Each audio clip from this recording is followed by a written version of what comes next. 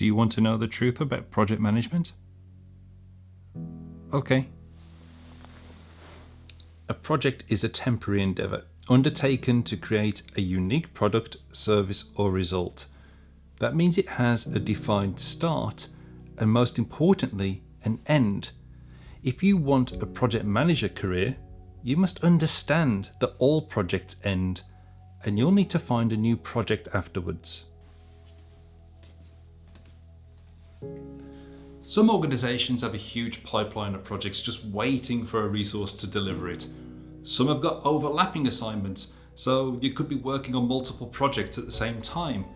In those cases, you may not need to worry yourself about finding the next project because it'll find you.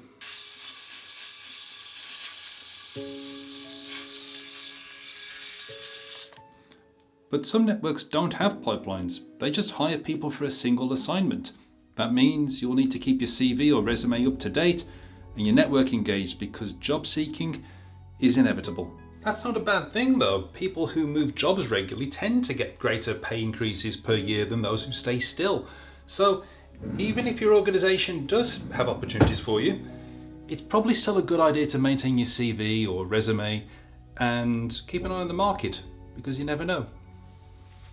The profession is well paid. It's certainly above the national average salary in the UK and most likely is wherever you're based. And it gives you great opportunities to solve problems and work with a variety of people, organisations, tools and technologies as you strive to change things. But it does come with some downsides. It can be a stressful role. It demands resilience from you. It needs you to care enough about the project to make it succeed, but not so much that you destroy your health and your life when things go wrong.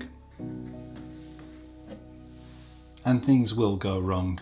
I was leading this project a few years ago, and whilst it was being rolled out, I learned that the changes it had made had contributed to a man's death directly. And I learned about this on a Friday evening and spent the whole weekend in hell until Monday morning crept around and I received an update that the man hadn't even been using our system. Oh, and he was alive, just annoyed. Yes, you will have to accept that sometimes your data isn't as reliable as you'd expect. Speaking of acceptance of bad things, you may hear from project textbooks and best practice that the sponsor owns the project and is therefore accountable for the outcomes. But the reality is, this is news to many sponsors and organisations, or that it's an inconvenient and easily overlooked fact. Don't let that put a dampener on your mood though. Organisational politics, power plays, unfairness, having winners and losers are realities in nearly every occupation. There's no getting away from it regardless of your job. The difference in project management though is usually you get recognition for your efforts and you get a voice. You genuinely get a seat at the table with the most important people in your organisation. You may be working for a department head on one project and directly working for the CEO on the next. That puts you in a highly influential position. You'll discover over time that the pressures of the job are not aligned to the salary that you're on. It's just as difficult a job whether you're being a low-paid project manager as it is to being a highly paid one. So on that basis, and knowing that, you may as well just go for the big job. After doing a few big jobs, you may hear about how you should consider taking on a program manager job, and there's some truth in that.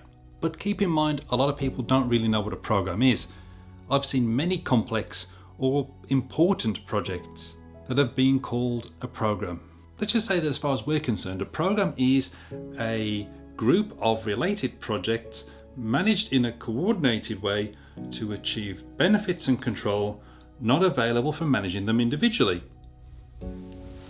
So it's more than one project, and there's also a chance you'll be managing other project managers who are delivering those projects, or you'll be expected to deliver them all on your own.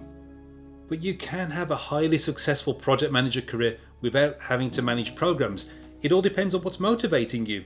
If doing bigger, more challenging things is the driver for you, then that's great. You'll find program management rewarding. But if you like getting things done, making changes in the world, being recognized for what you've done, then you can have a really fulfilling career as a project manager. I get the biggest kick out of helping my colleagues to succeed, and I want you to succeed too. So subscribe now and join the team. The best project managers in the world are delivery focused. They focus in like a laser on the next obstacle, the next task, the next deliverable, the next milestone. It's a wonderful trait, but the truth is, and it's going to sound strange to hear me say this, it's not one that I ever possessed. I never felt a great sense of satisfaction from this in the way that I observed in others. I actually found that it felt better when I helped others to accomplish their goals and missions. Even if it wasn't always noticed or recognised at the time, I'd get great satisfaction from knowing that I'd played some part in that success. And that's really why I've spent the bulk of the later years of my career in PMO. Sometimes you get the PMOs who get it wrong. They just think that they have to make everyone follow the rules and they get on this crazy power trip. The truth is we're supposed to be helping everyone to succeed. Yes, we're protecting the business from the damage that an out-of-control project team could do. But the smart PMOs also understand that they need to protect the project teams from the worst tendencies of the business.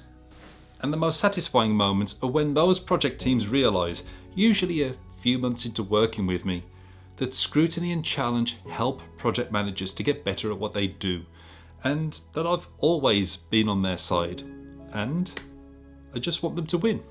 And I want you to win too, so stick around.